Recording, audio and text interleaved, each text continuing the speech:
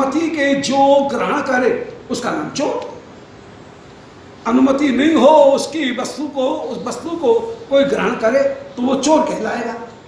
श्री महाप्रभु कह रहे हैं, नित्यानंद प्रभु कह रहे हैं रघुनाथ दास से कि ओ रघुनाथ तू चोर है।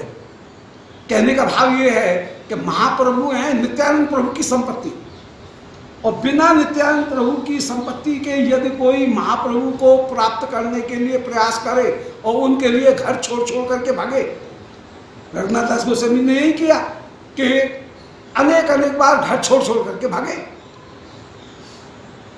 महाप्रभु ने फिर इनको डांटा कि ये मरकट वैराग्य जो है इसको त्याग करो। तब महाप्रभु के आदेश को प्राप्त करके कुछ दिन स्थिर होकर के रहे, घर के कामकाज को संभाल रहे हैं, अपने राज के, अपनी जमींदारी के काम को संभाल रहे हैं। फिर एक दिन जब इनके ऊपर विश्वास हो गया इनके पिता, तब उनकी फिर ये ग्रह त्याग करके भागे और श्री नित्यानंद प्रभु के पास में जिस समय पहुंचे उस समय पहले महाप्रभु के पास में मिले, और महाप्रभु के पास में जब नित्यानंद प्रभु इनके पास में आए तब रघुनाथ नित्यानंद पाशे गिला। श्री रघुनाथ नित्यानंद के पास में जब गए, नित्यानंद प्रभु ने पकड़ लिया, बोले चोर पकड़ने में आ गया। मेरी संपत्ति महाप्रभु को बिना मेरे आदेश के कैसे तूने प्राप्त किया। हम लोगों के लिए उपदेश हो गया कि श्रीमद् महाप्रभु को यदि प्राप्त करना है तो महाप्रभु की प्राप्ति नित्यानंद प्रभु की कृपा के द्वारा ही होगी। यदि कोई नित्यानंद प्रभु को नहीं माने और केवल महाप्रभु को माने तो वो अर्ध कपटी न्याय से आराधना कर रहा है। जैसे कोई मुर्गी के पीछे के हिस्से को तो मुर्गी माने और आगे के हिस्से को मुर्गी नहीं माने, ये गलत होगा। मुर्गी पूरी एक है। ऐसे ही श्री महाप्रभु और श्री नित्यानंद प्रभु दोनों एक होकर के ही विराजमान है। इसकी शिक्षा प्रदान की। श्री नित्यानंद प्रभु बोले चोर पकड़ा गया है तो अब चोर को दंड मिलेगा। और दंड क्या है?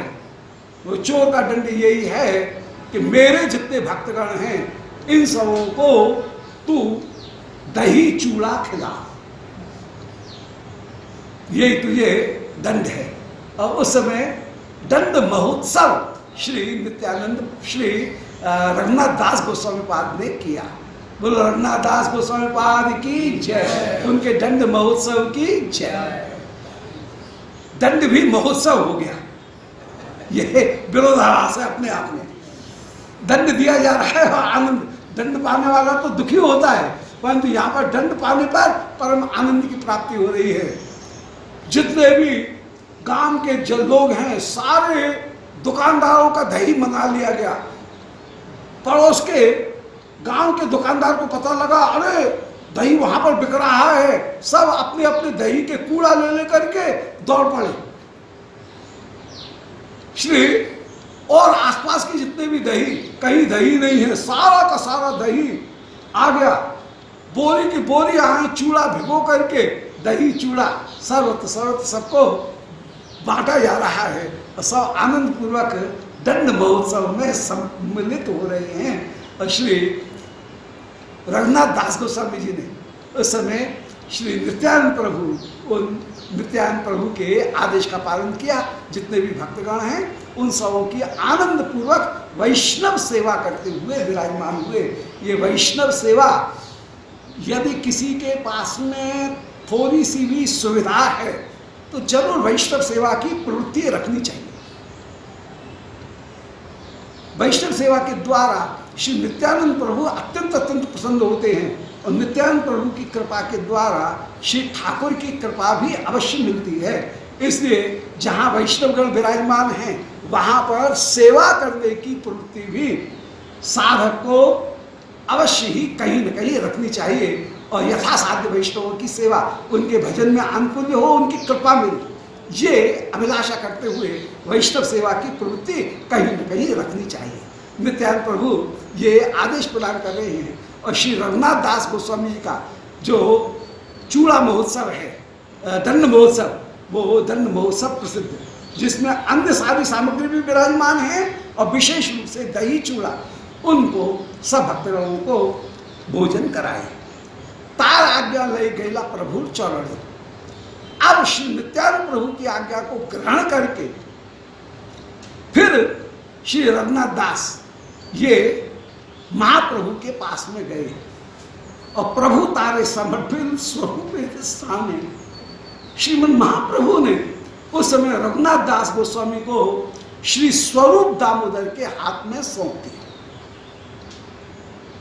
और स्वरूप रघुनाथ ये प्रसिद्धि हुई कि स्वरूप गोस्वामी के रघुनाथ स्वरूप के हाथ में इनको सौंप दिया।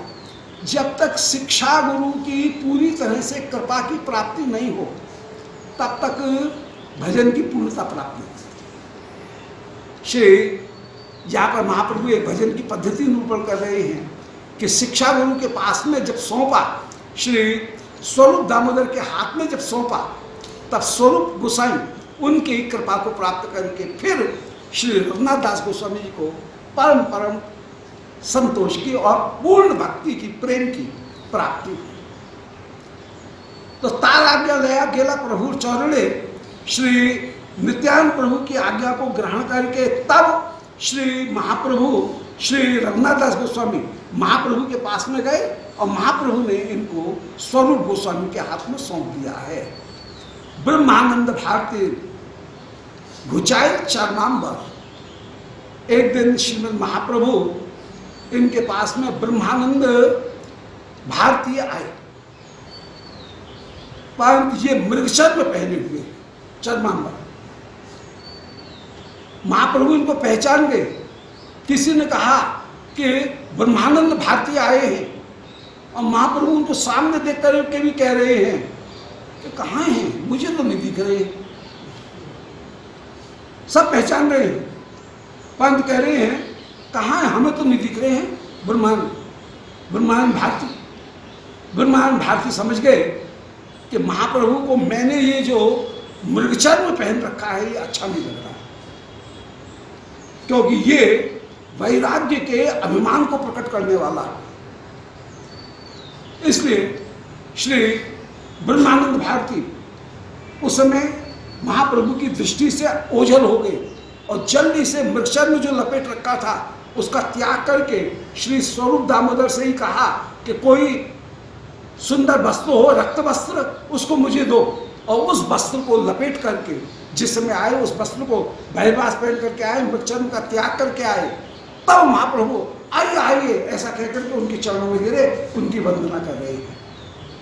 तो ये एक शिक्षा प्रदान की कि वैष्णव को मृगचर्म इत्यादि धारण करके लंबी चौड़ी जटा और मृगचर्म ये भी कहीं इससे कहीं अपना त्याग का अभिमान नहीं दिखे, अपना विनम्र वेश धारण करके ही विराजमान होना चाहिए।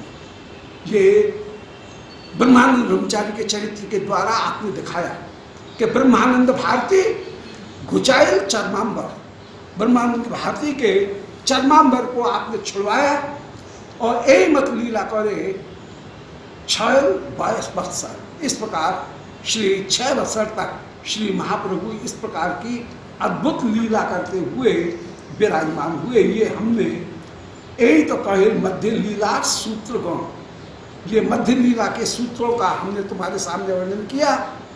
अंत लीला सूत्र करी विस्तार वर्णन, अंत लीला के जो सूत्र हैं उनका विस्तार पूर्वक वर्णन करेंगे।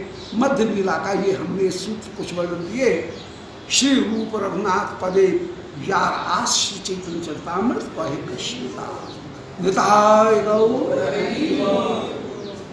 गोविंद जय जय गोपाल जय गोविंद जय जय गोपाल जय श्री राधा रमण हरि गोविंद जय जय राधा रमण हरि गोविंद जय निताय गौर हरि